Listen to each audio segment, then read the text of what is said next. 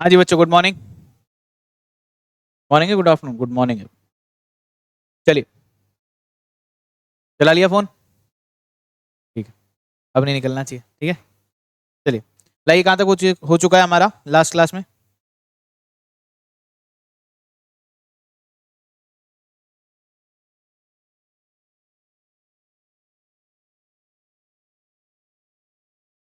दिखाइए।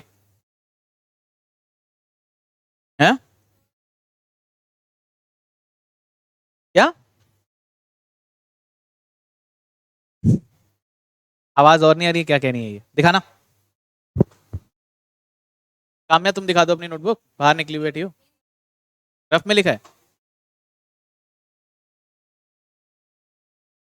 या correlation regression? ये मेथड्स लिखा दिए आपको। ठीक है,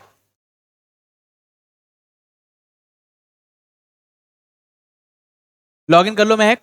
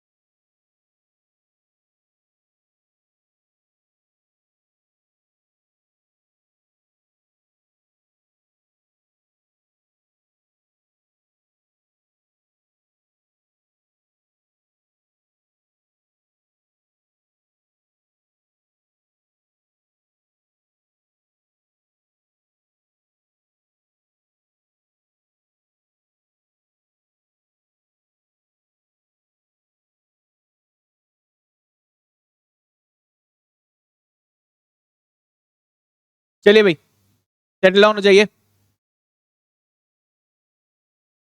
कोरिलेशन एनालिसिस हमने पढ़ना शुरू कर दिया था, कुछ नोटिंग आपको कराई थी मैंने।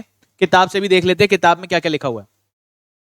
While studying two variables at the same time, क्या समझाया था मैंने कल आपको? कोरिलेशन क्या होता है? दो वेरिएबल्स एक साथ दिए गए हैं आपको, आप उसमें क्या ढूंढने की कोशिश कर रहे हो? दोनों के बीच में रिलेशन। दोनों के बीच में रिलेशन ढूंढने की कोशिश हो रही है आपकी।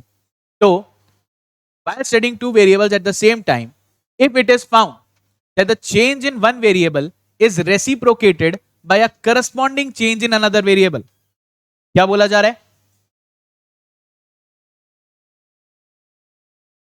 आपका नाम क्या है? हिमांशी। आप बाहर निकलते हो मेरे मुंह पे दरवाजा बंद करके गए हो।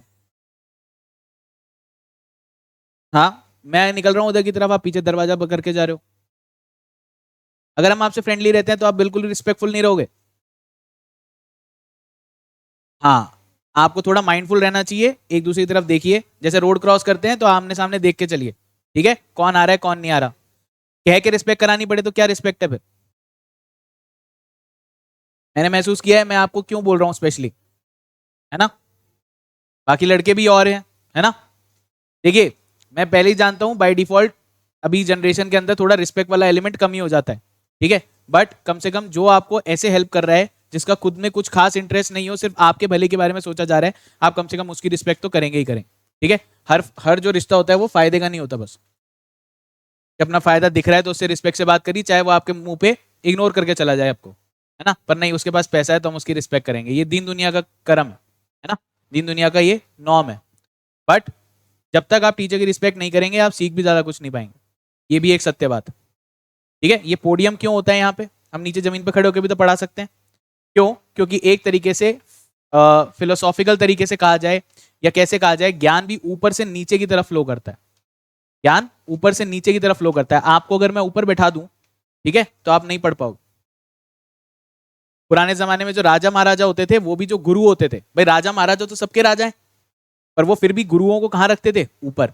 क्योंकि ऊपर रखने के बाद ही जब उनको आप पेडेस्टल पे रखते हो तभी उनकी बात समझ में आती है। अगर आप उन्हें बाय डिफॉल्ट अपने आप से नीचे समझोगे, आपको उनकी कोई बात नहीं समझ में आएगी। समझ में आ गया? ठीक है, ध्यान रखेंगे इस चीज का। मेरे को बार बार कहना पसंद नहीं है, पर एक बार अगर कोई चीज हुई तो मैंने आपको बता दिया। क्लियर? चलिए, तो मैं बता रहा हूं कोरिलेशन के बारे में बात कर रहे थे हम लोग। कोरिलेशन का मतलब क्या होता है, दो वेरिएबल्स आपके सामने हैं, दो वेरिएबल्स एक ही डेटा से रिलेटेड हैं और हम ये फाइंड आउट करने की कोशिश कर रहे हैं कि एक के चेंज होने की वजह से क्या दूसरे में भी कोई चेंज आ रहा है।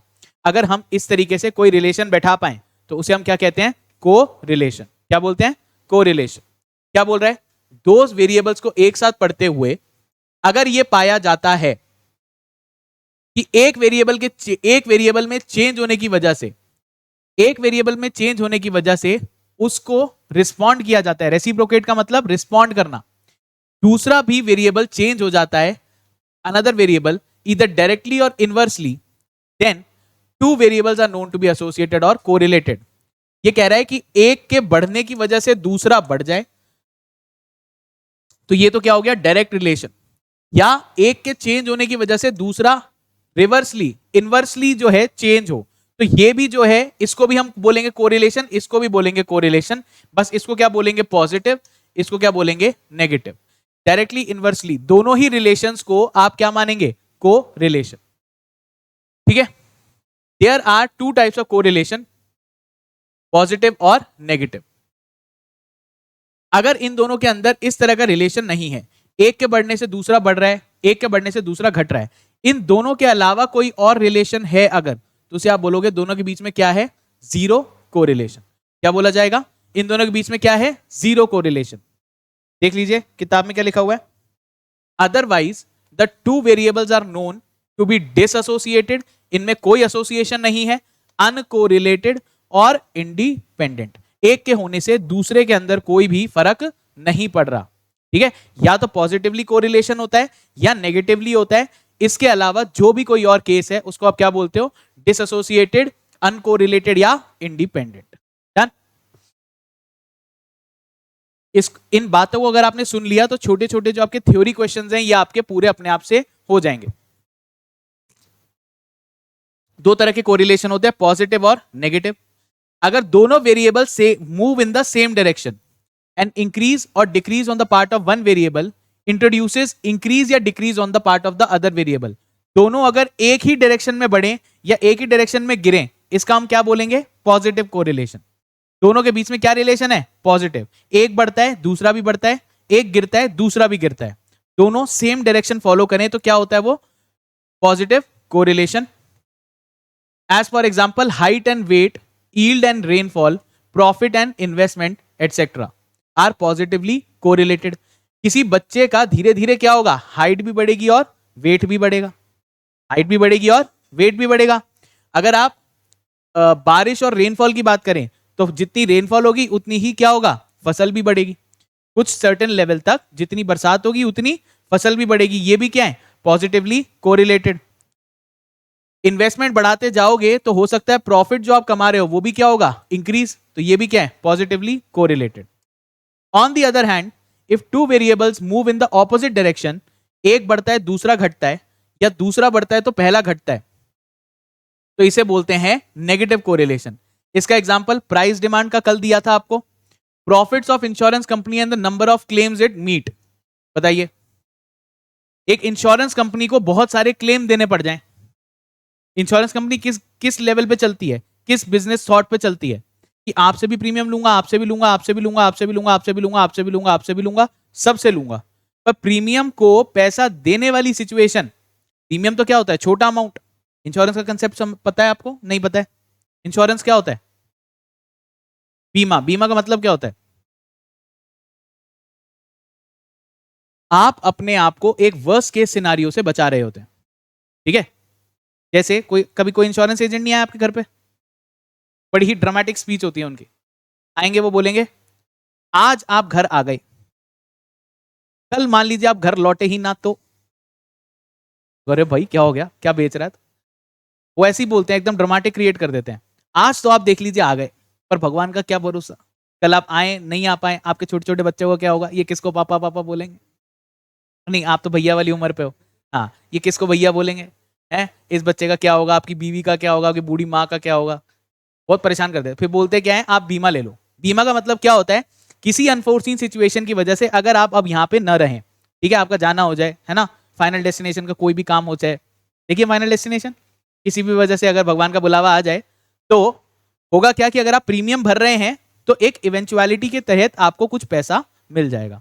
आप अपने आप का कुछ कवर बना के रखेंगे, 10 लाख, 20 लाख, 50 लाख, करोड़, उसके हिसाब से आप प्रीमियम भरेंगे कि भाई मेरी वैल्यू इतनी है तो मैं इतना प्रीमियम भरूंगा।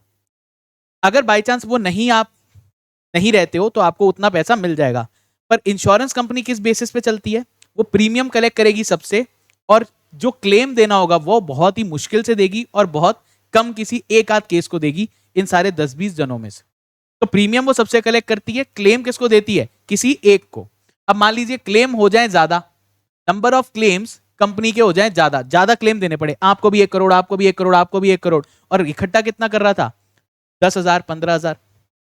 प्रीमियम के नाम पे कितने ले रहा था? 10,000, 15,000। तो इसका प्रॉफिट बढ़ेगा या घटेगा?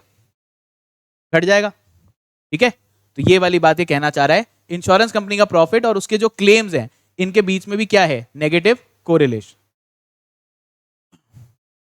The two variables are known to be uncorrelated, कि अगर एक मूव करे दूसरे को कोई फर्क ना पड़े, ऊपर जा रहा है नीचे जा रहा है ये एज इट इज है, ऊपर जा रहा है नीचे जा रहा है ये एज इट इज है, तो इसको हम क्या बोलेंगे? अनकोरिलेटेड।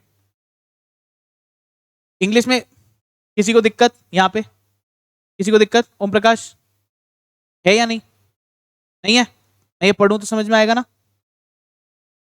अगर दो variables are known to be uncorrelated, if the movement of one part of the variable does not produce any movement in the other variable in a particular direction, as for example shoe size and intelligence और uncorrelated. जूते का size और height के अंदर, जूते का size और intelligence में कोई कोरिलेशन है? नहीं। नहीं तो खली जी हमारे सबसे ज्यादा स्मार्ट आदमी होते, नंबर का जूता क्या आता है उनका? उनका 15 है ना? कोरिलेशन है क्या? या आप बोलें कि जितना लड़कियों का साइज छोटा है तो उनके अंदर उतनी बुद्धि कम होगी? ये तो और ज्यादा डेंजरस एपिसोड है बोलना, है ना? है? मैं तो बोला ही नहीं, मैं तो ये बोल रहा हूं ऐसा बोला जा सकता है। ये कह ही रहा है अनकोरिलेटेड, आप क्यों उस चीज को वो कर रहे हो जस्टिफाई? मैंने कहा ही नहीं कुछ, मैं तो खली वाला एग्जांपल दिया, कोरिलेटेड करते हुए बोला कन्वर्सली, ऐसा भी तो नहीं है, यही तो कह रहा हूं मैं। ठीक है, तो ये अनकोरिलेटेड है। ये क्वेश्चन भी आपसे पूछा जा सकता है कि शू साइज और इंटेलिजेंस क्या इनके बीच में कोई कोरिलेशन है? आंसर इज नो, ये अनकोरिलेटेड है, इनके बीच में कोरिलेशन है जीरो, के बीच में कोरिलेशन है जीरो। तो अब आप ये कोरिलेशन अब आप जानना चाहेंगे कि भाई मैं नापूं कैसे कि इनके बीच में कोरिलेशन कितना है? तो आप लोग को बताए गए हैं ये 4 मेथड्स, 3 तो हम पढ़ेंगे, ये तो कैलकुलेशन वाले हैं। पहला वाला जो है स्कैटर डायग्राम, ये सिर्फ क्या है? थ्योरेटिकल और विजुअल, थ्योरेटिकल और विजुअल, ये 3 तो मैं अभी आपको कराऊंगा। ठीक है, पहले वाले को देख लेते हैं, स्कैटर को। स्कैटर डायग्राम, स्कैटर डायग्राम का मतलब क्या होगा? प्लॉट कर देंगे दोनों वेरिएबल्स को एक ग्राफ पे, एक्स एक्सिस और वाई एक्सिस। धीरे धीरे वाई एक्सिस पे क्या होगा? वैल्यू बढ़ती जाएगी। आप चेक करोगे एक्स एक्सिस पे वो किस तरह का पैटर्न बना रहा है। क्या समझाया था कल? पॉजिटिव कोरिलेशन का पैटर्न किस तरीके का होता है? पॉजिटिव कोरिलेशन का पैटर्न किस तरह से होता है? ऐसे, प्राइस और सप्लाई, रिमेंबर, प्राइस बढ़ती जाएगी तो सप्लाई भी बढ़ती जाएगी। पॉजिटिव कोरिलेशन का ग्राफ किस तरह का होता है? इस प्रकार। नेगेटिव कोरिलेशन का होता है उल्टा, ऐसा। ठीक है, ये बढ़ता जाएगा तो ये कम होता जाएगा, देख सकते हैं आप। और नेगेटिव कोरिलेशन का मतलब यहां कुछ भी बना दो आप, कोई सेट पैटर्न ये फॉलो नहीं कर रहा। क्लियर होगी क्या बात? यही अपना स्कैटर डायग्राम होने वाला है। चलिए, this is a simple diagrammatic method to establish correlation between a pair of variables. Unlike product moment correlation which can be measured only the variables are having linear relationship, scatter diagram can be applied for any type of correlation, linear as well as non-linear, that is curvilinear। चलिए देखिए, linear correlation जो होता है इसका मतलब इसे एक equation के अंदर बताया जा सकता है। तो ये क्या कहना चाह रहा है कि आपका जो ये मेथड है, प्रोडक्ट मोमेंट कोरिलेशन कोफिशिएंट जो है, ये मेथड सिर्फ किसको नापता है? लीनियर रिलेशनशिप को, ऐसे रिलेशनशिप को जो वेरिएबल आपस में होने के बाद एक इक्वेशन में नापे जा सकते हैं। पर स्कैटर डायग्राम जरूरी नहीं है कि लीनियर रिलेशनशिप ही ले, वो नॉन लीनियर रिलेशनशिप भी ले सकता है, कर्वी लीनियर भी। मैंने आपको सर्कल बना के दिखाया था। Scatter diagram can distinguish between different type of correlation, although it fails to measure the extent of relationship between the variables। आप इसको देख के आइडेंटिफाई कर सकते हैं कि ये पॉजिटिव कोरिलेशन की तरफ जा रहा है, नेगेटिव कोरिलेशन की तरफ जा रहा है, जीरो कोरिलेशन की तरफ जा रहा है, बट ये कुछ काउंट करके या कोई क्वांटिफाइबल वैल्यू आपको नहीं दे सकता। ये सिर्फ क्या है, diagrammatic method.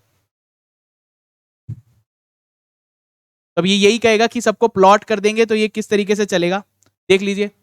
Showing positive correlation, क्या क्या मैंने आपको दिखाई थी डायरेक्शन इस प्रकार। ये वेरिएबल जब बढ़ रहा है, इसका मतलब क्या होता है, इसे पढ़ते कैसे हैं, जब ये वेरिएबल बेटा बढ़ रहा है तो ये वेरिएबल भी बढ़ रहा है। देखिए ये वेरिएबल की वैल्यू जब इतनी थी और ये वेरिएबल इसकी वैल्यू जब बिल्कुल जीरो के पास थी, ये कहां प्लॉट हो रहा है, यहां। कहां प्लॉट हो रहा है, यहां पे। जैसे ही इसकी वैल्यू कहां आ गई, मान लीजिए यहां, तो अब ये प्लॉट कहां हुआ, यहां पे। और ये साथ साथ में इसके साथ बढ़ा, ये कहां प्लॉट हुआ, यहां पे। तो ये डायरेक्शन क्या फॉलो करते हैं, ये वाली डायरेक्शन क्या फॉलो करते हैं, ये वाली। समझ में आ रहा है, ये यहां से बढ़ रहा है, ये यहां से बढ़ रहा है, ठीक है।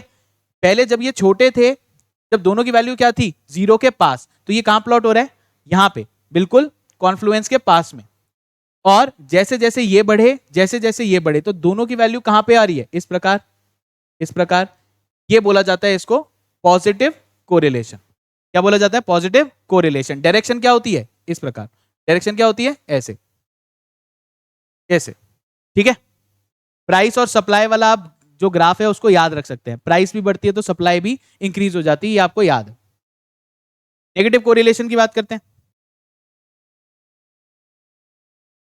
अच्छा देखिए इसको क्या कहना है, जीरो से ऊपर और एक से कम। जीरो से ऊपर और एक से कम मतलब ये है पॉजिटिव कोरिलेशन।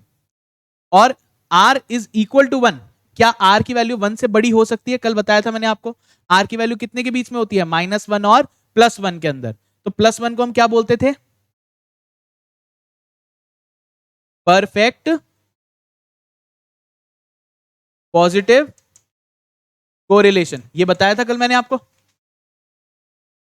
जो बिल्कुल परफेक्ट पॉजिटिव कोरिलेशन है उसकी maximum value r is equal to 1 हो सकती है। तब ग्राफ बिल्कुल कैसे चलेगा, 45 डिग्री पे। यहां पे क्या होगा, ये 45 डिग्री का एंगल। ये पूरा होता है 90 डिग्री, हाफ पे चलेगा, ये होगा 45 डिग्री एंगल के ऊपर। समझ में आ गया क्या, आप आइडेंटिफाई करना सीख लीजिए भाई कि पॉजिटिव कोरिलेशन की डायरेक्शन क्या होती है, बस इतना ही सीखना है इसमें, ठीक। और परफेक्ट पॉजिटिव कोरिलेशन, आर की वैल्यू मैक्सिमम कितनी, 1 +1, उसे बोलते हैं परफेक्ट पॉजिटिव कोरिलेशन। यहां ग्राफ बनता है और यहां पे आपके पास में अगर आपसे कोई पूछे तो आप बता सकते हो यहां पे एंगल बनता है 45 डिग्री का। टोटल कितना होता है, 90, और ये उसके बीच में से निकलेगा तो क्या होगा, 45 डिग्री का एंगल बनाएगा। चलिए आगे बढ़ते हैं। ये आ गया नेगेटिव कोरिलेशन।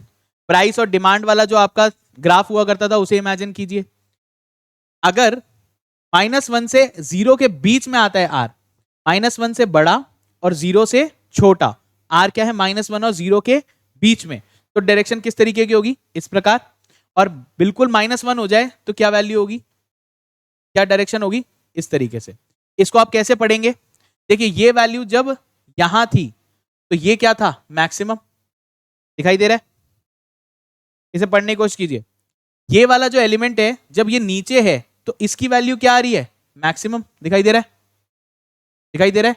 ये वाला बिल्कुल मैक्स है। और जब ये मिनिमम है तो ये क्या है फिर, मैक्सिमम, दिखाई दे रहा है। जब ये यहां पे है इसकी वैल्यू तो ये कहां प्लॉट हो रहा है, यहां पे। तो इसलिए इसकी डायरेक्शन क्या बनती है, इस प्रकार,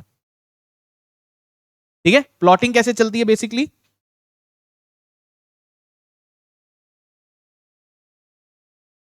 प्लॉटिंग कैसे चलती है, ऐसे।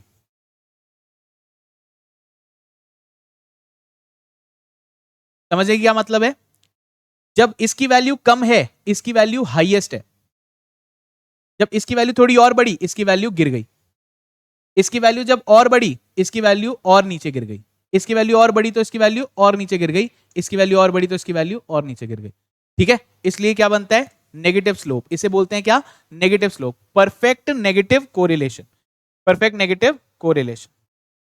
परफेक्ट नेगेटिव में एक लाइन आएगी और नेगेटिव कोरिलेशन में कुछ इस तरीके से आपका ग्राफ बनेगा। डन।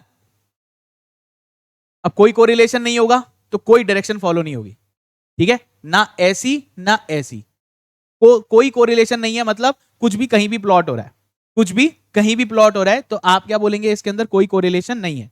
आपको अगर ऐसा डायरेक्शन दिखे चढ़ता हुआ, इसका मतलब पॉजिटिव, और उतरता हुआ दिखे तो नेगेटिव। यहां देख लीजिए, ये भी R is equal to zero, ये भी R is equal to zero, इनके बीच में कोई कोरिलेशन नहीं है। ठीक है, अब अपने पास में आ गया मेथड्स, तो मेथड्स के बारे में चर्चा करते हैं। ये हो गया आपका स्कैटर डायग्राम। ठीक है, अगर मैं इसको नहीं पढ़ाता, बाद में पूछते तो आप कहते सर आपने स्किप करा दिया, या आपको मैंने थ्रू करा दिया इसको। अब आप लिखेंगे मेथड्स के बारे में।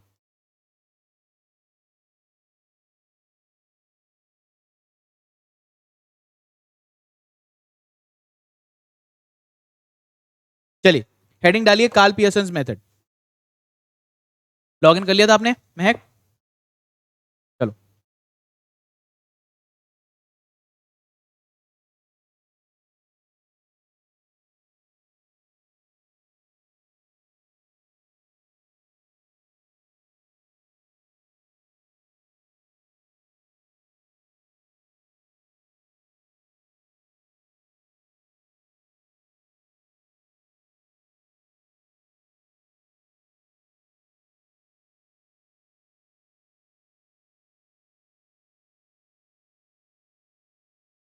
ध्यान रखेंगे क्या किस चीज की कोशिश हो रही है, कोरिलेशन नापने की, कोरिलेशन मेजर करने की।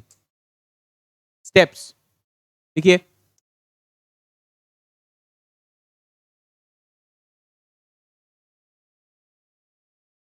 पहला, फाइंड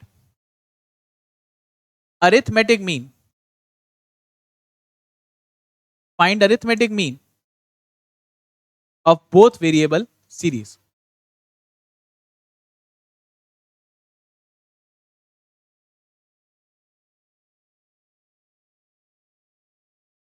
दो वेरिएबल्स के साथ में आप एक साथ काम करेंगे, दोनों वेरिएबल सीरीज का आपको क्या निकालना है, arithmetic mean. Second, find deviation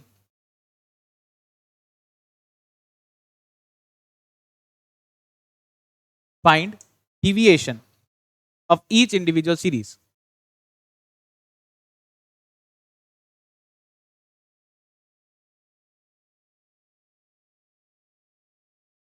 deviation बेटा कैसे निकालते थे आप,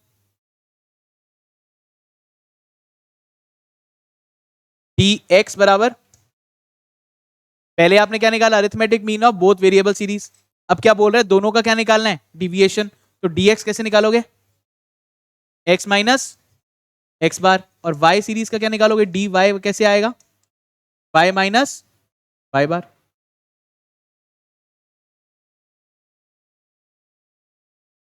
ध्यान रखिएगा, डिविएशन बोला है, एब्सोल्यूट डिविएशन नहीं।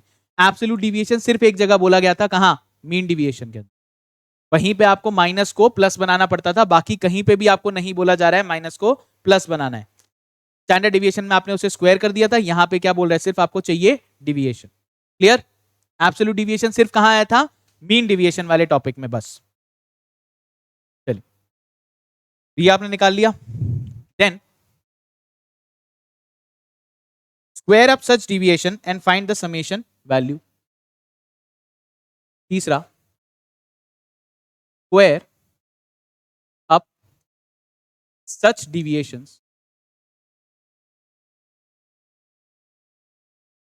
and find their summation value।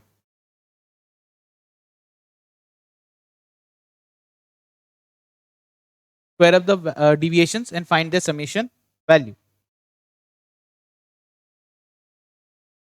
ये आपने निकाला dx, डी स्क्वायर एक्स आप इसको करेंगे, dx को कर देंगे क्या, स्क्वायर, और उसका निकाल लेंगे क्या, समेशन। ऐसे ही डी वाई आपने निकाला था, स्क्वायर करेंगे तो डिविएशन का स्क्वायर, तो डी स्क्वायर वाई, और इसका आप क्या निकालेंगे, समेशन। तो आपको क्या निकालना है, D sigma D square X और sigma D square Y. Clear.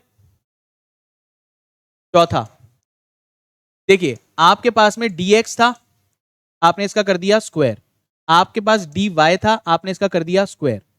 ये की भी, इस डिविएशन की भी पावर क्या कर दी, 2, इस डिविएशन की पावर भी क्या कर दी, 2।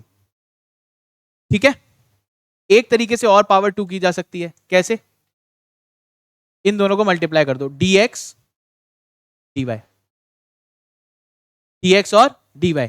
इसकी पावर आपने क्या बनाई थी? D square X, D to the power 2। इसकी भी पावर की थी D to the power 2।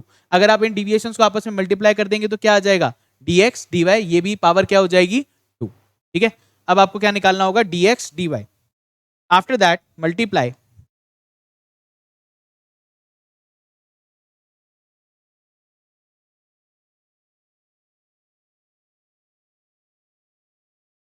multiply both deviations and find their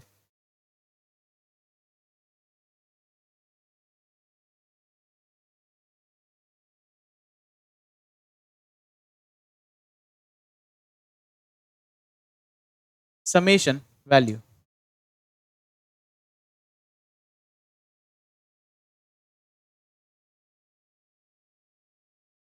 dx को मल्टीप्लाई किया dy से और बाद में आपने इसका निकाला समेशन, तो आपको निकालना है सिग्मा dx dy।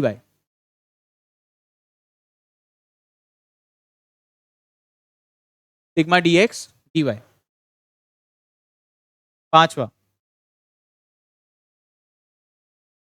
फाइंड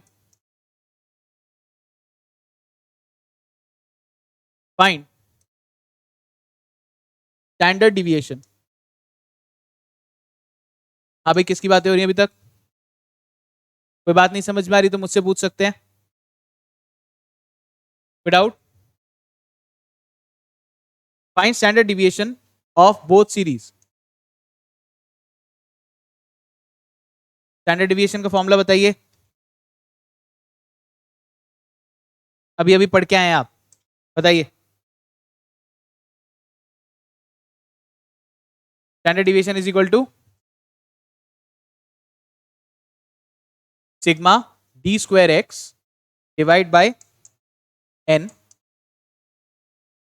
इसका स्क्वायर रूट, इसका स्क्वायर रूट। देखो, अगर आपको फॉर्मूला याद नहीं रहता तो इसको समझ जाओ तो आप अपने आप फॉर्मूला बना लोगे। स्टैंडर्ड डिविएशन, स्टैंडर्ड डिविएशन क्या करते हो आप? डिविएशंस का मैंने आपको पहले ही बताया, पहले आपने निकाली डिविएशन, डिविएशन का अगर आपने सम किया तो वो क्या आ जाएगा? 0। क्यों? क्योंकि किससे निकाल रहे हो? अरिथमेटिक मीन से। Sum of the deviations from arithmetic mean is what? 0 हमेशा। तो इस बार आप क्या करते हो? इसको स्क्वायर कर देते हो। मीन डिविएशन में क्या करते थे? इन सबको सम करने के बाद क्या कर देते थे? डिवाइड बाय एन, तो क्या आ जाता था? एवरेज। क्या आ जाता था? एवरेज। इस बार क्या करा है? डिविएशन को आपने स्क्वायर किया, एवरेज अभी भी किया, पर ये नंबर अभी किस में रह गया? स्क्वायर में। नंबर किस में रह गया? क्या करना पड़ेगा इसका? Square root. तो आप क्या कर रहे हो? डिविएशंस, डिविएशंस का स्क्वायर करके उसका एवरेज लिया और फिर उसका ले लिया हमने रूट। डिविएशंस का स्क्वायर करके एवरेज लिया। आपके मन में ये भी कंफ्यूजन नहीं आएगा सर आपने एन अंडर रूट में क्यों लिया? एन अंडर रूट में नहीं है, ये जो सिग्मा डी स्क्वायर एक्स है इसका आपने एवरेज ले लिया एक बार। Sum of the deviation, sum of the squares of the deviation divide by N, ऐसे क्या आ गया आपका? एवरेज। और इस एवरेज को, क्योंकि ये नंबर अभी भी किस में है? स्क्वायर में, आपने इसको कर दिया रूट, तो फिर ये आ जाएगा वापस डिविएशन। क्लियर हो गया? Sigma is equal to standard deviation of sorry sigma D square X upon N. पाई के लिए क्या निकालेंगे formula?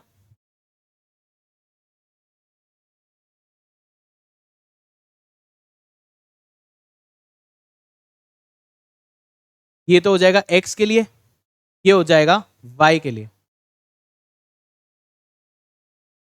Sigma D square Y upon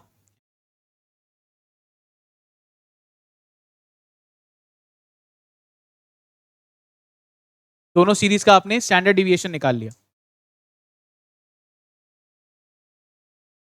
छठा, apply the formula to find correlation.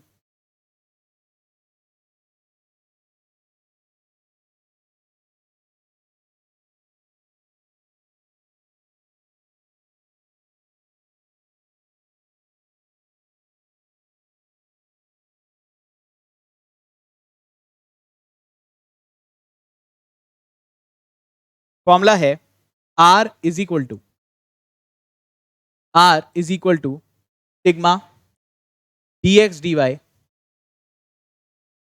Sigma dx dy divide bye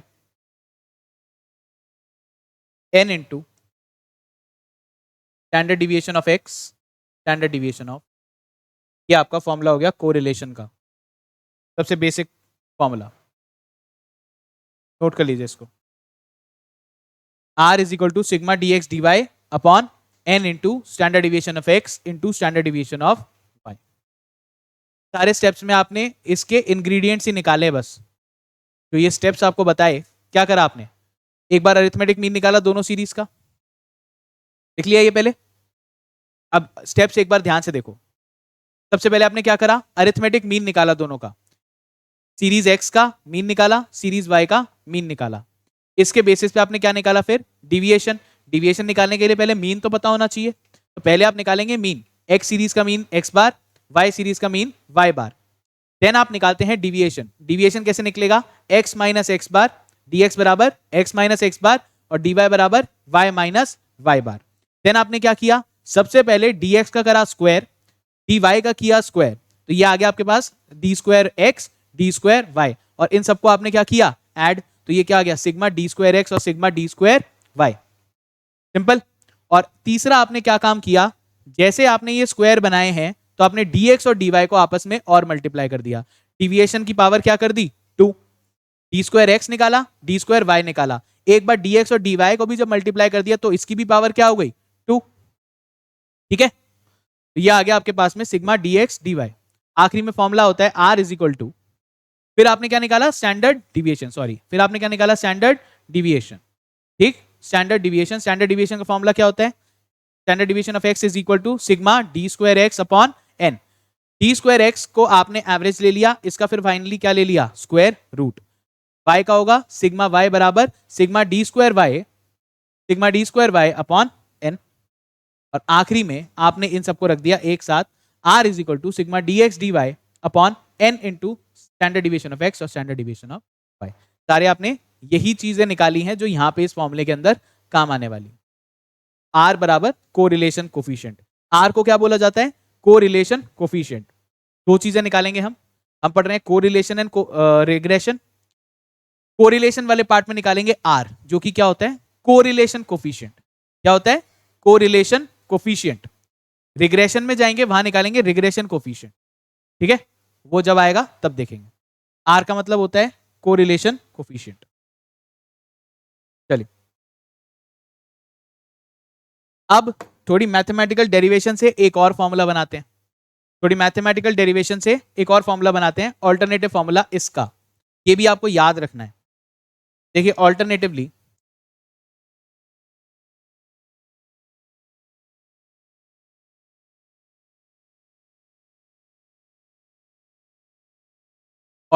क्या होगा, are का formula बताइए, अभी क्या लिखवाया आपको, आर बराबर sigma D X D Y, sigma D X D Y,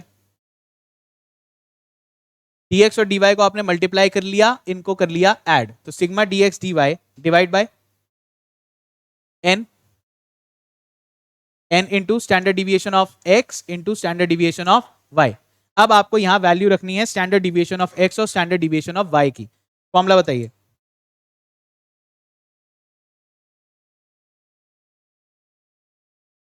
are बराबर, अब यहां पे डेरिवेशन हो रही है, ऊपर वाले को एज इट इज छोड़ दो, sigma D X D Y, इसको एज इट इज छोड़ दो, नीचे पहुंचो,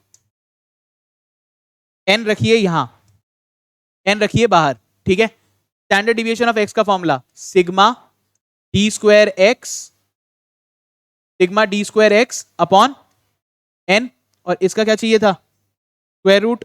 याद है ये वाली बात, तो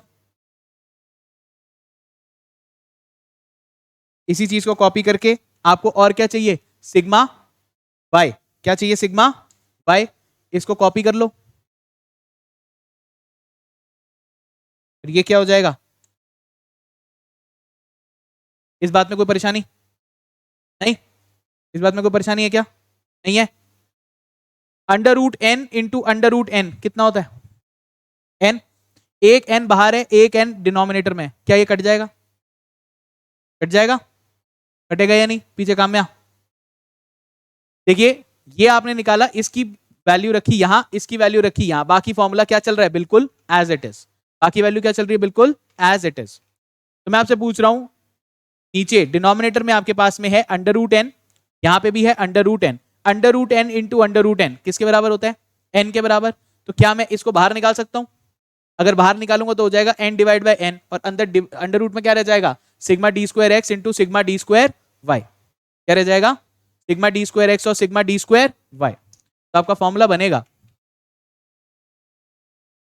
sigma D X D Y, इसको तो कुछ नहीं होने वाला, ठीक है, क्योंकि आपने डिविएशन को आपस में क्या किया है, मल्टीप्लाई, ये अलग वैल्यू है, पर यहां आपने अंडर रूट एन कॉमन निकाला, ये बचा आपके पास एन बाय एन, और अंदर अंडर रूट में क्या बचा,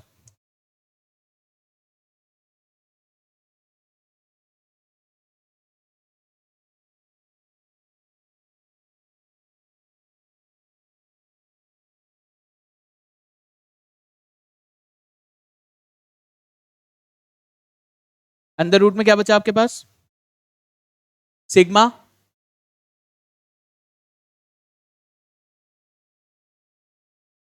अंदर बचा sigma D square X into sigma D square Y, N तो बाहर निकल गया, और ये पूरा किसके अंदर है, अंडर रूट।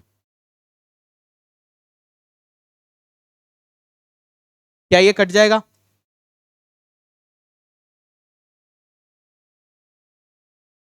तो आपका दूसरा फॉर्मूला बन गया आर बराबर sigma D X D Y upon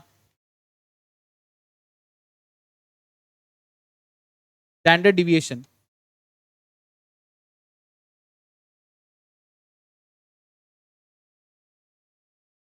sigma D square X into sigma D square, ये आपका एक और फॉर्मूला बन जाएगा। बताइए भाई, किसी को परेशानी इसके अंदर,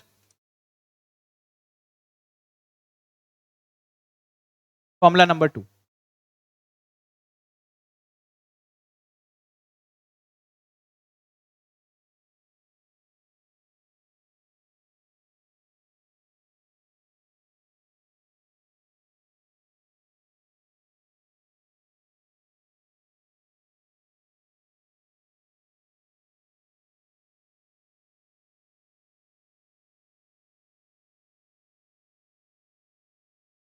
नोट कर लीजिए इसको, समझ में आया, नहीं आया, नहीं आया, आ गया, पीछे अक्षत दक्ष, नए वाले बच्चे, क्या नाम है आपका, अशोक, कैसा चल रहा है, समझ में आ रहा है, थोड़ा बैकअप लो आप, एक बार मेरे से बात करना, ठीक है, कैसे आपको टैकल कराना है, क्योंकि अब हम 2 चैप्टर पढ़ चुके हैं, उनके बेसिस पे हम आगे की बातें कर रहे हैं, तो थोड़ा ऑब्वियसली आपको मुश्किल लगेगा। हाँ जी, हिंदी मीडियम से हो, अच्छा, नहीं उससे कोई इशू नहीं होता, हम लोग डिस्कशन तो किस में ही करते हैं, हिंदी में, डिस्कशन तो किस में करते हैं, हिंदी के अंदर, पर आपको कंटेंट कौन सा पढ़ना है बेटा, इंग्लिश का, उसमें थोड़ा दिक्कत हुई, कोई बात डिस्कशन करा देंगे आपको, एक बार नोट करा दूंगा मैं, समरी करा दूंगा। हाँ जी, हाँ हाँ, वो कराने हैं, हाँ, वो एक्स्ट्रा क्लास ले लेंगे सैटरडे को, थोड़ा सा, बहुत सारे हैं, मैं डिस्कशन का सारा कराऊंगा। आपका एक क्वेश्चन था, क्वेश्चन नंबर 9, उसको मैं कवर कराऊंगा, बढ़िया क्वेश्चन है वो, सेट बी के अंदर, डिस्पर्शन का कह रहे हो ना, क्वेश्चन नंबर 9 उसमें भी है, पूरे के अंदर ही,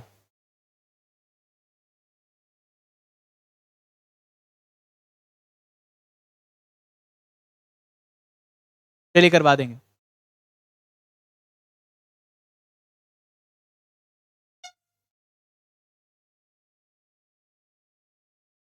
वो सिर्फ आपके कंसेप्ट बिल्डिंग के लिए है, आपका पूरा जो है आपको प्रोसेस समझ में आ जाए।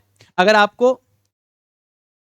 देखो मैं एग्जांपल किसका देता हूं, हार्दिक पांड्या का, क्रिकेट देखती हो आप, नहीं देखते, देखना चाहिए, ठीक है, आईपीएल आने वाली है, वापस आपको देखना चाहिए, ठीक है। चलो एग्जाम्पल के लिए, हार्दिक पांड्या को भेजा जाता है कब, जब 18वां 19वां ओवर चल रहा होता है, 16वें ओवर के बाद ही आता है वो मोस्टली, 5वां 6ठा बैट्समैन, ठीक है।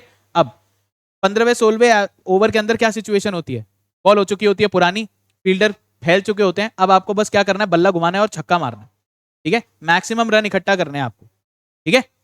तो अगर आपने कभी उसको देखा हो, है ना, अब लिखना बंद करोगे तो मैं बात कर लूं पहले। तो देखो ये पहले और भी लोग करते थे, धोनी भी करता था, पर अब ये हार्दिक पांड्या भी करता है। हार्दिक पांड्या है कितना, सिकड़ी सा है ना। तो वो जो प्रैक्टिस करता है तो सिंगल बैट से खेलेगा, किससे, सिंगल बैट से।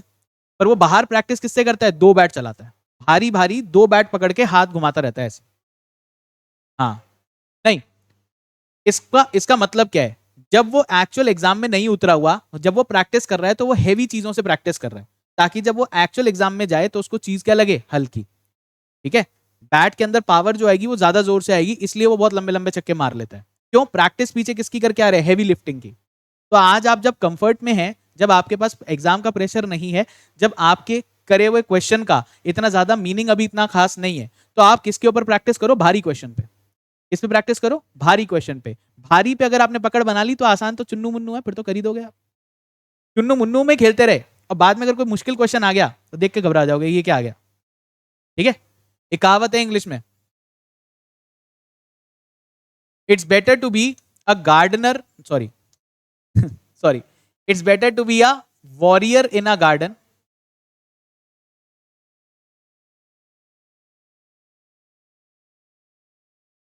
क्या बोला, बेहतर है, it's better to be warrior in a garden rather than a gardener in a war.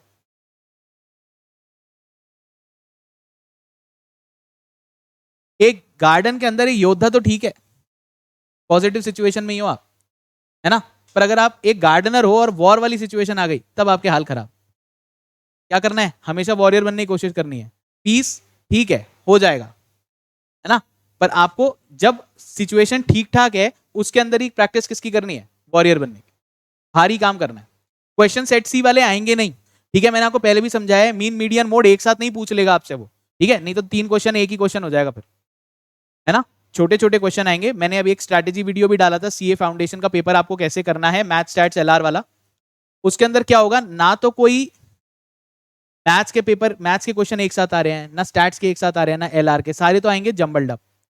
इसके अंदर क्या करना होगा आपको, 100 क्वेश्चन आपके हो सकता है पूरे अटेम्प्ट ना हो, नहीं भी हो तो कोई बात नहीं है, आपको चिंता करने की जरूरत नहीं है। कोशिश क्या करनी है, 80 से 90 क्वेश्चन आपको सही करके आने, और इसके लिए आपको टारगेट क्या करना है, पहले घंटे के अंदर कवर करने हैं आपको 50 से 60 क्वेश्चन। अब ये 50 से 60 क्वेश्चन कैसे होंगे, तो ये क्वेश्चन ऐसे होंगे जो आपको पढ़ते ही बन जाएंगे, है ना।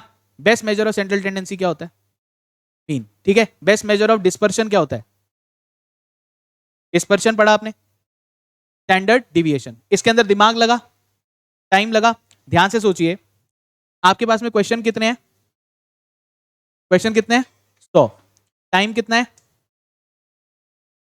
120 मिनट।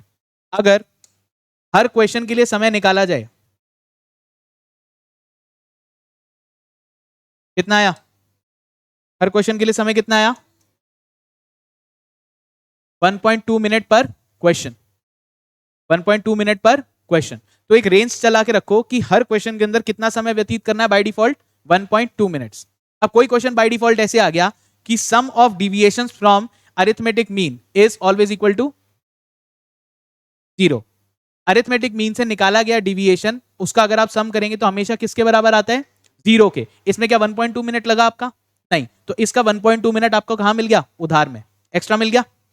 तो ये आप कहां लगाएंगे, कोई ऐसा बड़ा क्वेश्चन आएगा तो, पर बड़े क्वेश्चन आएंगे बहुत लिमिटेड, 5, 10, 15, इससे ज्यादा नहीं। बाकी तकरीबन 70 to 80% जो क्वेश्चन है वो इजी होंगे। आपको पहले घंटे के अंदर 50 से 60 ऐसे क्वेश्चन निपटा लेने हैं बिना किसी ऑर्डर के। क्वेश्चन पेपर पढ़ो और पढ़ते जाओ, देखते जाओ कौन कौन से बनते चले जा रहे हैं। कुछ मैथ्स के सीधे बनेंगे, कुछ एलआर के सीधे बनेंगे, कुछ सीधे फॉर्मूला पूछ लेगा आपसे, ठीक है। तो ये वाले क्वेश्चन आपको आइडेंटिफाई करने हैं पहले घंटे में।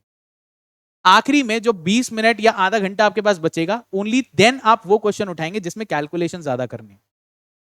सारे क्वेश्चन करना हमारा मकसद नहीं है, मकसद नहीं भूलना भाईजान, मकसद नहीं भूलना हमें, ठीक है। मकसद हमारा क्या है, हमें सारे क्वेश्चन नहीं अटेम्प्ट करने, हमें सारे क्वेश्चन वो अटेम्प्ट करने हैं जो हमें आते हैं। हमारे सारे क्वेश्चन वो होने चाहिए जो हमें आते हैं, सही अटेम्प्ट करने। सारे क्वेश्चन अटेम्प्ट करना हमारा मकसद। क्योंकि ज्यादा आप गलत करोगे तो नेगेटिव मार्किंग होती चली जाएगी। जो करे हुए हैं उसमें से माइनस होते हैं। बहुत बुरी तरीके से नेगेटिव मार्किंग असर करती है आपको। जो क्वेश्चन आपने गलत किया उसके तो मार्क्स मिले ही नहीं, जो क्वेश्चन आपने गलत किया उसके मार्क्स तो मिले ही नहीं, और जो सही किए थे उसमें से भी माइनस हो गए। समझ में आया? एक गलत क्वेश्चन क्या है, आपने टाइम वेस्ट किया, गलत आंसर निकाला, उसके तो मार्क्स मिले ही नहीं, छोड़ो उसको। जो करे हुए थे उसमें से भी माइनस होने लग गए, तो ये नेगेटिव मार्किंग कितनी है, 0.25 है ना। तो ये -1.25 हो जाता है वो, क्योंकि सोचा आपने एक, वो तो मिला ही नहीं, और 25 आपके और कम हो गए। तो 1.25 का एक नेगेटिव क्वेश्चन होता है, ध्यान रखना इस चीज का। सही बिल्कुल सही करो आप, चाहे करो कम। क्लियर?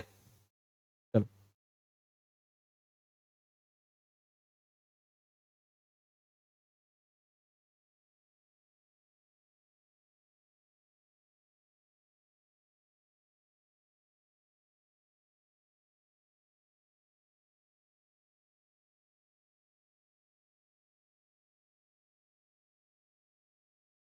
एक आर का फॉर्मूला और लिख लो, आर का फॉर्मूला एक और लिख लो, ये आगे आएगा आपके काम, बट आपको फॉर्मूले at the end of the day तो याद तो होने चाहिए ही है, थोड़ा टाइम भी यूज हो जाएगा इसको लेके।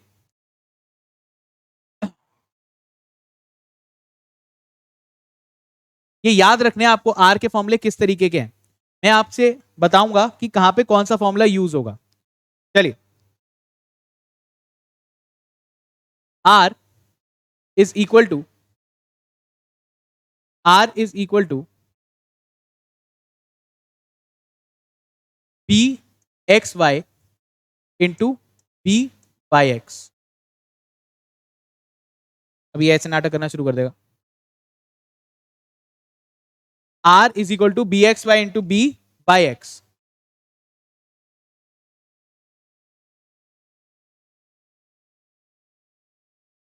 इसको आप लिखोगे R is equal to N into sigma X Y minus sigma X sigma Y divide by N into sigma Y का स्क्वायर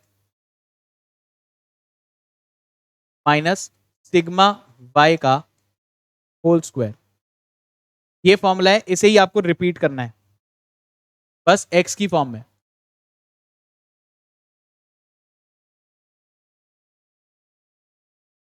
एक्स की फॉर्म में इसे ही आपको रिपीट करना है।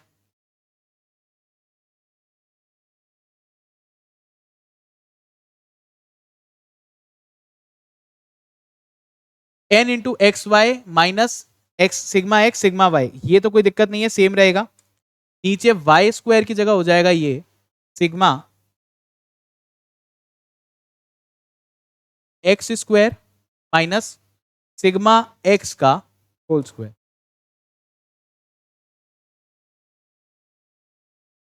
चलिए, इस पूरे का आपको लेना है स्क्वायर रूट।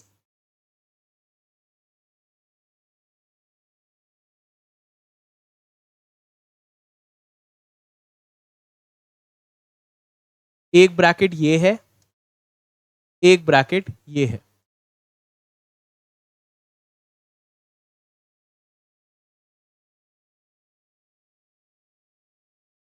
इसको अगर आप सिंप्लीफाई करें तो n into sigma X Y minus sigma X into sigma Y, ये तो क्या हो गया, ये यहां भी कॉमन है, ये यहां भी कॉमन है, तो इसका क्या आ जाएगा स्क्वायर, इसका आ जाएगा square divide by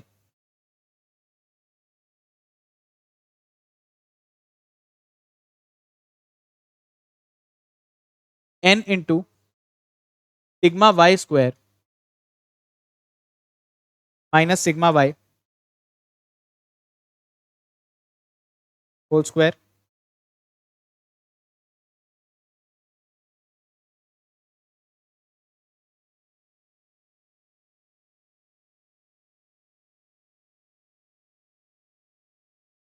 n into sigma X square minus sigma X का whole square.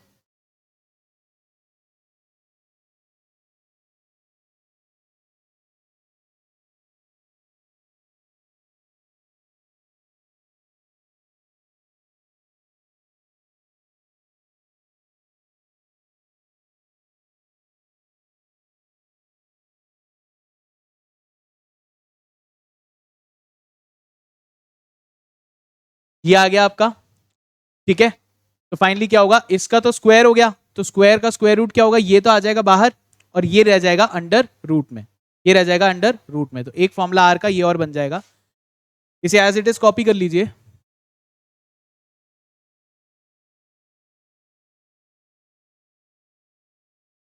As it is copy कर लिया।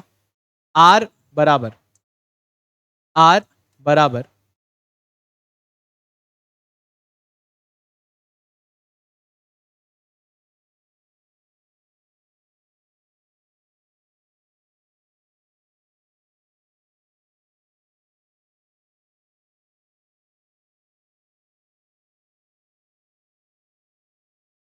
ठीक है।